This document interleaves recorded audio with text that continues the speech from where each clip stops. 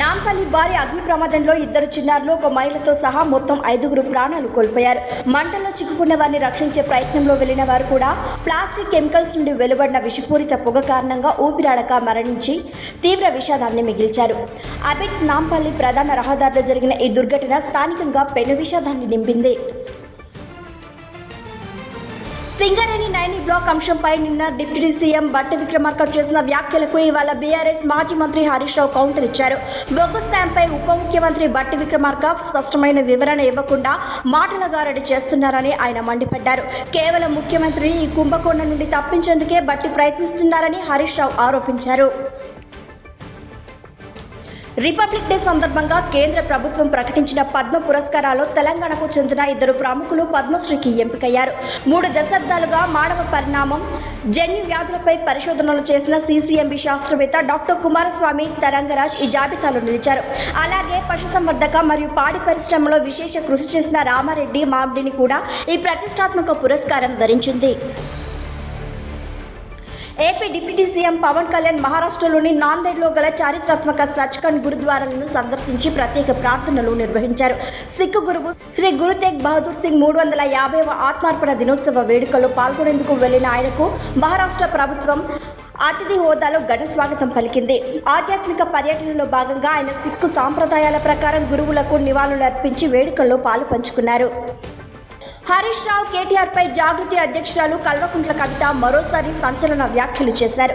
నైనికోల్ black టెండర్ల విషయంలో బట్టి విక్రమార్క ప్రెస్ మీట్ పెట్టగానే మా గుంటనక్క ప్రెస్ మీట్ పెట్టారని, గుంటనక్క ప్రెస్ మీట్ ను గుడ్డిగా నమ్మిన కేటీఆర్ ప్రెస్ మీట్ పెట్టారని ఘాటు వ్యాఖ్యలు చేశారు.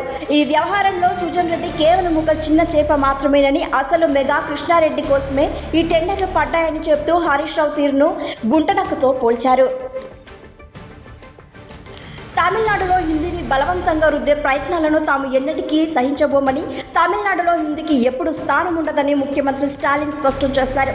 ఆదివారం జరిగిన తమిళ భాష అమరవీరుల దినోత్సవం సందర్భంగా ఆయన మాట్లాడుతూ తమ మాతృభాషను ప్రాణంగా ప్రేమిస్తామని, దాన్ని మరుగున పరిచే ఎలాంటి చర్యలనైనా తీవ్రంగా అడ్డుకుంటామని ప్రకటించారు. రాబోయే తమిళనాడు అసెంబ్లీ ఎన్నికల్లో తమిళగల వెంట్రీ కళగం ఒంటరిగానే పోటీ చేసి అఖండ విజయం సాధిస్తుందని ఆ పార్టీ అధ్యక్షుడు నటుడు విజయ్ ధీమా వ్యక్తం చేశారు. మహాబలిపురంలో నిర్వహించిన బహిరంగ సభలో ఆయన మాట్లాడుతూ మరికొద్ది నెలల్లో జరగబోయే కేవలం ఎన్నికల పోరు మాత్రమే కాదని, అది ఒక ప్రజాస్వామ్య యుద్ధమని అభివర్ణించారు.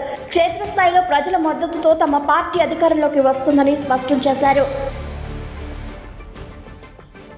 ప్రముఖ లాక్ క్లైంబర్ అలెక్స్ ఎటువంటి తాడు లేదా భద్రతా పరికరాలు లేకుండా కేవలం వట్టి చేతులతో తైవాన్లోని 508 మీటర్ల ఎత్తైన తైపీ 101 భవనాన్ని అధిరోహించి అద్భుత సాహసం చేశారు. అత్యంత ప్రమాదకరమైన ఈ భవన శిఖరాన్ని చేరుకోవడానికి ఆయనకు కేవలం 9 నిమిషాల సమయం పట్టగా వేలాది మంది ప్రజలు వీధుల్లో నిలబడి ఈ ఉత్కంఠభరితమైన దృశ్యాన్ని వీక్షించారు.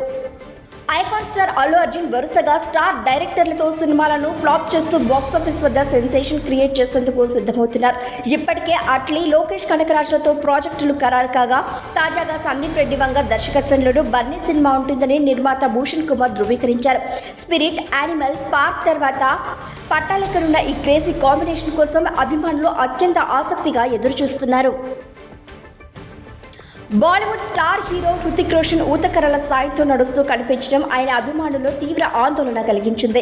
ఇటీవల ఫిల్మ్ మేకర్ గోల్డీ పుట్టినరోజు వేడుకలకు హాజరైన ఆయన పార్టీ ముగిశాక క్రచెస్తో బయటకు రాగా ఇందుకు సంబంధించిన ఫోటోలు సోషల్ మీడియాలో వైరల్ అయ్యాయి. ఆయనకు ఏమైందో తెలియకపోయినా హృతిక్ త్వరగా కోలుకోవాలని కోరుకుంటూ నెటిజన్లు పెద్ద ఎత్తున పోస్టులు చేస్తున్నారు.